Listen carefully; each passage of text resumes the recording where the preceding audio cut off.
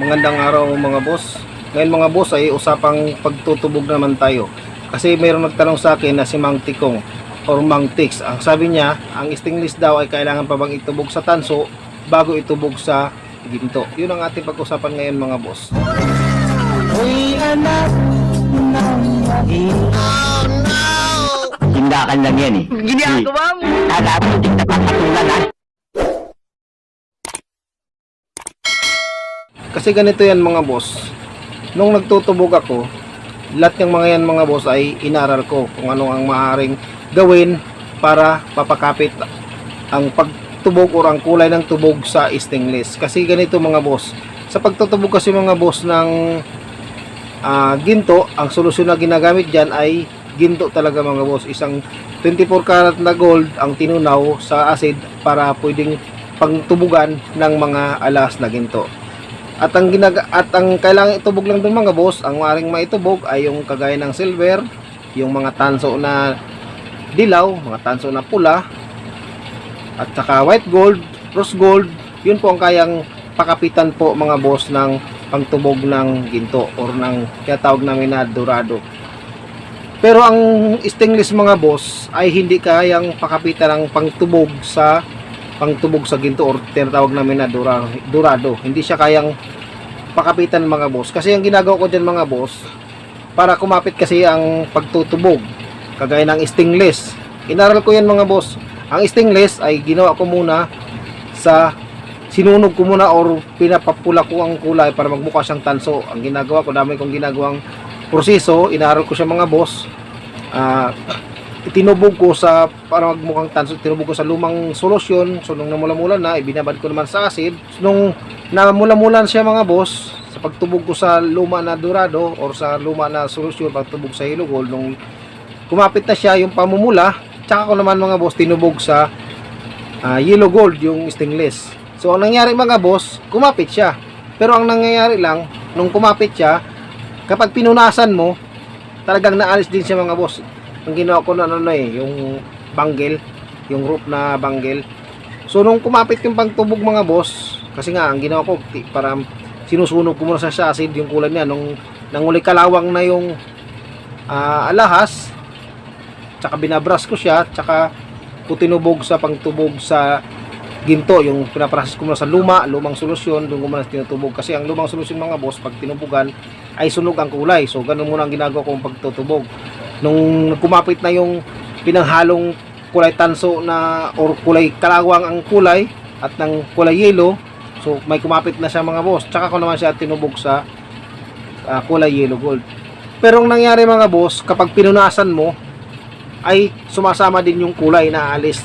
Talagang naiwan yung kulay pa rin ng stainless, hindi talaga siya totally na asing bumalot yung kulay ng pagtutubog ng yelo. Kasi nung ang kinapitan lang kasi dun mga boss, yung kinapitan lang ng tubog ng yellow gold ay yung kulay lang ng kulay kalawang na kumapit na doon sa stainless. Yun lang kinakapitan niya. So nung pinunasan, sumama pati doon yung kulay kalawang. So hindi talaga siya po pwede mga boss na ang stainless ay tubog lang sa pagtubog din sa mga tubugan ng mga ginto.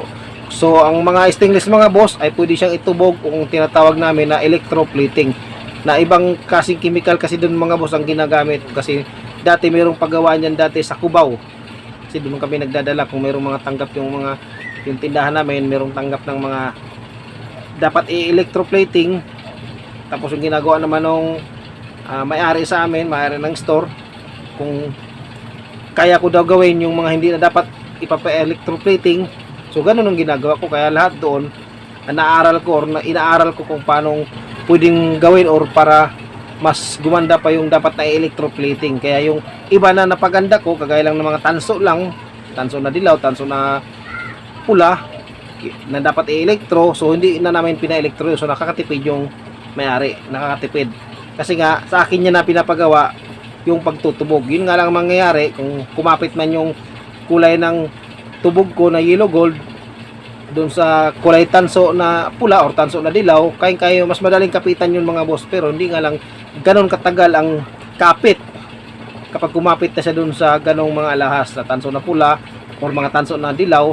Kapag kumapit yung yellow gold doon sa pagtutubog, hindi ganong katagal, hindi kamukha ng sa electroplating talaga na mas matagal talaga ang kapit. Kagaya lang ng mga relo, sampulan ko, halimbawa relo na bracelet ng relo, mga stainless, so dapat i-electroplating yan kasi nga stainless yan mga boss. Hindi talaga yon kayang pakapitan doon sa pantutubog ng mga alahas. Kung kumapit man yan, yung kulay, at makikita niyo yung kulay na talagang kumapit pag tinutubog sa ginto, pero naalis din pag pinupunasan mo ng basahan ng tila, pinupunasan mo, mamaalis din. Kaya dapat talaga sa mga ganong stainless ay dapat talaga sa electroplating kasi marami talagang mga proseso na ginagawa rin doon sa pagiging electroplating or sa pagtutubog ng electroplating. Ibang mga chemicals yung ginagamit doon mga boss. So ang tanong ni Mang Tex, kung dapat ba bang itubog sa tanso bago itubog sa ginto, ay ang sagot mga boss, hindi na dapat itubog kasi hindi talaga dapat itutubog sa pagtubog ng alahas ang isang stainless. Kasi ang dapat talagang ginagawa pag stainless ang alahas ay para doon sa mga electroplating. Ang ginagawa doon sa mga electroplating, ang kaya naman gagawa doon, kagaya ng mga bakal, mga stainless, o yung tinatawag namin ng mga pundido, kagaya ng sa mga relo din na mga parang tingga, mga ganyan. So kayang pakapitan yun doon mga boss, walang imposible doon sa electroplating. Pero sa mga tubugan tagalang mga alas mga boss ay hindi siya kaya. So di na talaga kailangan siyang itubog sa tanso. Pero doon sa mga electroplating mga boss, hindi ko na alam kung paano talagang mga prosesong ginagawa nila, pero lahat doon tinatanggap pagka magpupunta kayo sa mga nagtutubog sa tatawag namin na electroplating. Kasi dati sa Cubao meron, doon ako nagdadala sa may Cubao. Dati kasi ngayon, ano na ngayon yung isang sikat na hotel. Dati kasi dyan nakapwesto yun sa may Cubao, harap ng Farmers. Doon dati nakapwesto. So ngayon kasi ibang sikat na hotel ang nakapwesto dyan. Hindi ko na alam kung saan nalipat yung isang store dyan na tumatanggap ng mga electroplating. So ilang mga boss ang sagot ko doon sa tanong ni Mang Tex na kung dapat bang itubog sa tanso bago itubog sa yellow gold ang isang stainless. Para sa akin mga boss, kung sa pangtubog lang sa mga alahas ay hindi na kailangan itubog sa tanso kasi hindi talaga siya kaya na pakapitan ang stainless sa tubugan lang ng mga ginto. Kaya dapat sa mga nagtumatanggap o gumagawa ng mga electroplating. So bago lang kayo dito sa aking channel, like, share and subscribe para marami tayong matutulungan at makapanood nitong aking video. So maraming salamat mga boss.